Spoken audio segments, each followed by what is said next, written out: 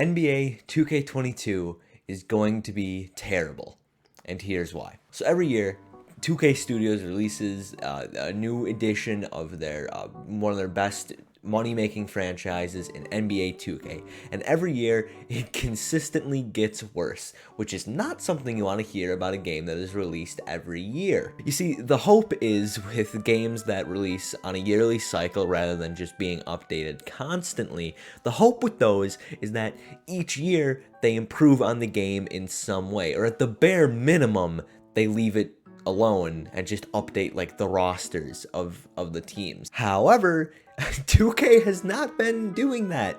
They have been slowly but surely making their game worse every year, which is just wonderful because they're the only developers that are making a basketball game right now. This is the only basketball video game that you can buy with somewhat recent teams and players. That's a horrible thing for the video game industry and for fans of basketball because this game sucks and it's always bad. NBA 2K20 was bad, NBA 2K21 was even worse, and I have such low hopes for NBA 2K22. As the day recording this, they just released the cover athletes for NBA 2K22, and people are all excited and they're talking about, oh, I'm gonna buy this game, and it's like, okay, but why? They haven't said anything about the game. All they did was show you that Luka Doncic was the first white guy to be on the cover of an NBA game, and that Dirk Nowitzki is the second white guy to ever be on the cover of an NBA game. No, seriously though, there are people who are already sucking 2K's dick after complaining about NBA 2K21 for the past few months. It's like, come on, man, pick a side. They've shown that they aren't willing to improve their game in any way, shape, or form. I don't think that they have the capacity to even admit that they made a bad game and that they can fix it.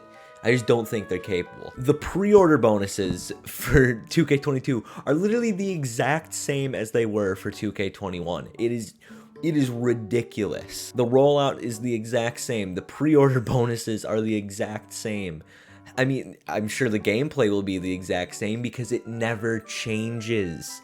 It's the same game every year. They just slap a shiny new white guy on it this year, and now all of a sudden you just feel compelled to buy it. And I fell victim to the hype last year and for 2K21. I wanted the games.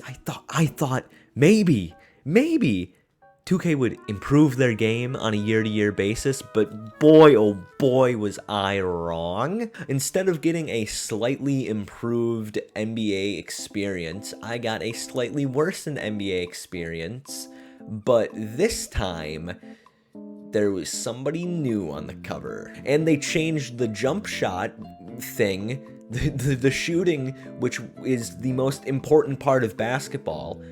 It's like pretty much all of basketball. That's how you win games, is by scoring points.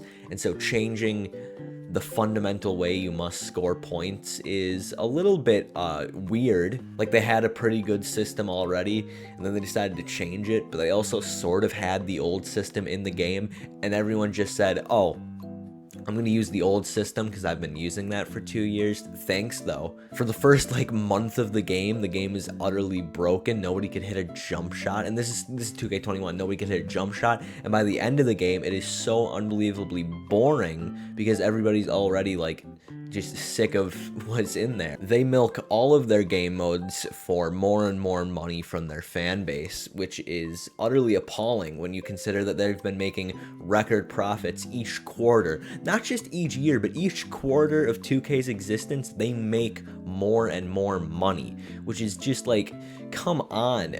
People pay you so much. There are people dropping thousands of dollars to buy virtual packs for a game that won't be relevant in 6 months. And I'm not saying they're the problem. They have, you could say they have a hobby.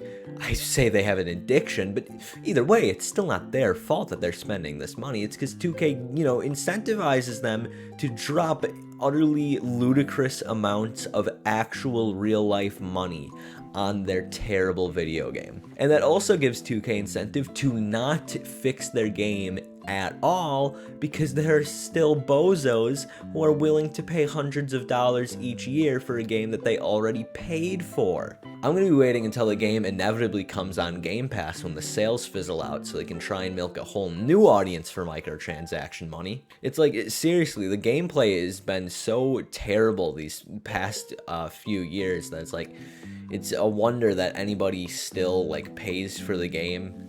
I guess I was one of them, so I guess it's a wonder how I still ended up paying for the game. It's like I have to suck off Ronnie 2K to hit a jump shot anymore, and I'm sick of it. I'm getting sick of it. My jaw hurts, Ronnie.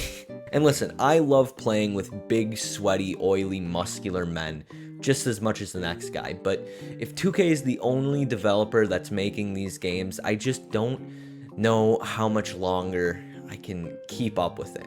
I feel like getting the game for free on Game Pass next year would still be paying far too much for it. And again, it's been the exact same for a few years. There is 100% no reason why NBA 2K22 will be any different. And sure, I'm saying this before any real information has come out other than the fact that a Slovenian man is on the cover, but it also doesn't really matter because whatever they do add, whatever they do say they're gonna change, it probably won't make too big a difference. And it's still the same company. They have no reason to switch up the formula that has been making them billions of dollars. So this is just my message to everybody who's getting real hyped that that 2K is back, because it's released every year. It was just a matter of time before they formally announced it. But to everybody who's very excited and jumping on the hype train early, just know NBA 2K22 is going to suck dick and balls. Thank you for watching. I'll see you in the next one.